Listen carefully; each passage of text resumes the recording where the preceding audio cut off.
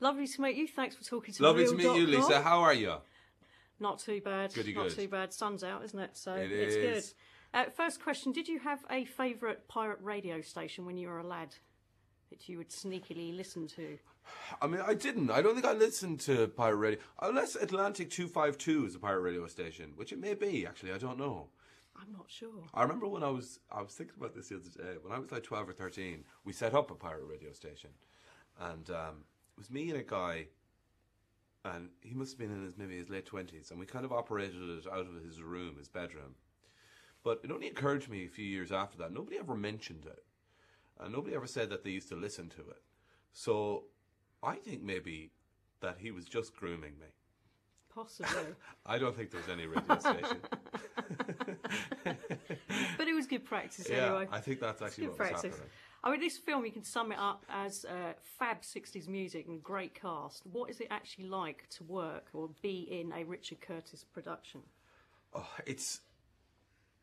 Because Richard's so positive and so on the ball, it does really infiltrate the entire set. That kind of positivity just permeates the cast. Everybody, even if they're having a bad day, is kind of lifted by the whole... It seems silly, but it is. It's like this lovely feeling because there's no...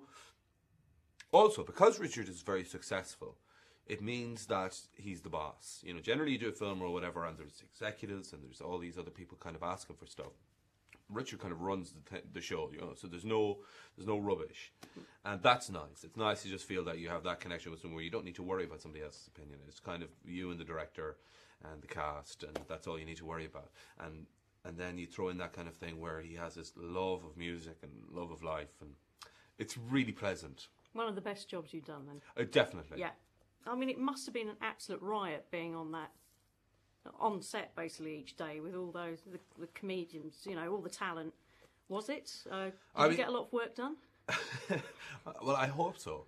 We shot like 5 hours of film or something, but it was what I like most. When I think back about doing the film, we kind of shot it half on the boat and half in the studio for the interiors and whatever. But when I think back about it, I can't remember being in the studio at all. All I can remember is being on the deck of the boat, and it was the height of summer, and we were out in the English Channel, and it was really sunny.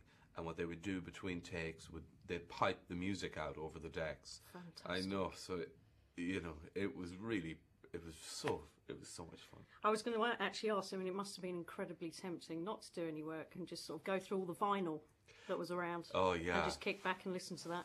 Well, what I was surprised by it as well is that we ended up improvising a lot more than I thought we would, because I thought that he was quite a stickler for his scripts. And he wasn't. It was very open, and a lot of it made the movie in the end. So sometimes it didn't. Sometimes when you're improvising, it doesn't feel like work. So that was great. You know, we did get a lot of work done, but we did have a lot of fun. I mean, and I think you work much better when you're having a good time. And I heard that you sort of lived and rehearsed. It was almost like boot camp. How was that? Have you actually got sea legs, or did you find that a little I tricky actually living have out the on boat? legs. I don't know if you've ever seen the film Splash. Yes. While we were making this film, I actually just grew the mermaid's the tail. body of a fish. Right. Yeah, which was they could only shoot me from there, which was fine for most of the stuff because I'm behind the desk. But it was a mess. It was a mess. There was always scales falling off.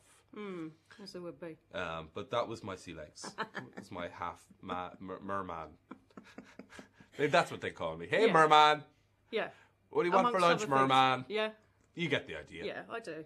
How was the DJ training, and did you actually find your true radio voice? I did. I mean, I listened to a lot of footage from Caroline and Radio London, and also there's an Irish DJ called Larry Gogan, who's kind of like the Irish Tony Blackburn. I kind of based a lot of it on him as well. And so I listened to a lot of his stuff. He's kind of one of those guys that was, maybe the first guy to play commercial records in the late 60s and stuff. And I love that slightly transatlantic voice that these DJs have taken on over the years, because they think, at the time that America was so exciting or whatever.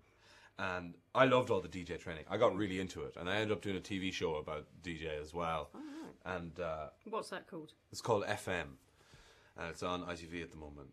And that's how much I got into it. I just did a whole TV show about it as well. Just couldn't get enough. What appealed to you about Simon? It was the only one I was offered. And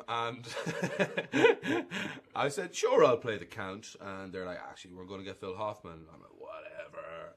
But so Simon, I really enjoy playing Simon, because generally I do play characters that are very down very on the lucky, world. are they? Yeah. Oh, look, they're all losers. I mean, for some reason, even though I'm an incredibly attractive and successful man, people seem to want to cast me as a reject, and that's fine. That's fine.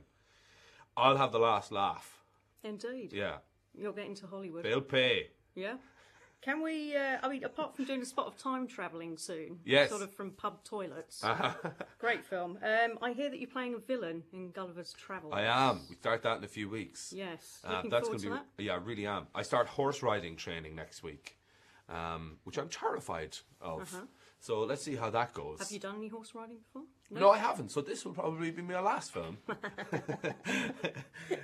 Yeah, we'll see how it goes. I've got a few things coming out. An interviewer said to me last week, so you've got 3 films coming out in the next 3 months. So in 3 months and a week, it could all be over for you.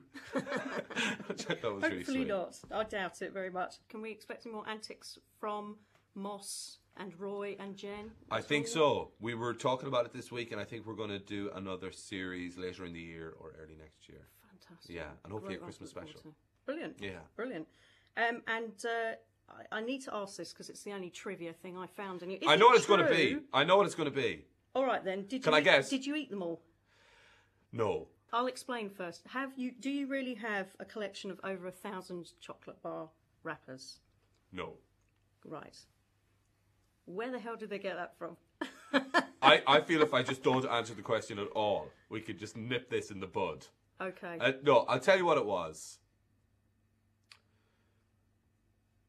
When I was younger, I had my dad's a graphic designer, and I love it. You know, different. I like packaging, and the Yorkie bar wrapper at the time had a very interesting package. You kind of open it out; it was just very bold colours, and it was also, I think, now that I think about it, it was our county colours. It was red or blue and yellow. So I started collecting them and using them as wallpaper, and then I would go around to shops in the area when they were throwing them out, when they were gone off or whatever. And I collected maybe a couple of hundred. But this was when I was maybe 11. Right. And it has since been published that now I'm doing it still. Yep. And I've got a couple of thousand. I'm not a freak. Go around rubbish bins picking up Yorkie wrappers. No, I'm past all that. I've moved on to Bounty. It does raise eyebrows, put it that way. It does raise eyebrows. It does. It's a good one. Our site is called real.com. Real? Real.com, as in that's real.